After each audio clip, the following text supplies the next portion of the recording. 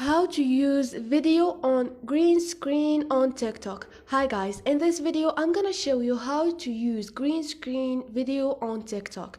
So first thing, go to your TikTok,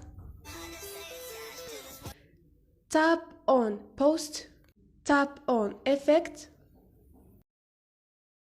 Now this one is for pictures, so keep search until you find the one with the video. Now all you need to do, tap on this effect and choose one video of your gallery. I'm gonna choose one video of those. And now you should select your video.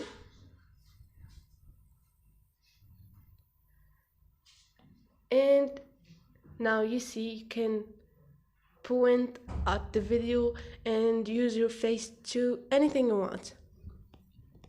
So if you are done, and you can use sound or the original sound of the video or your sound, anything, and you can describe your video and post.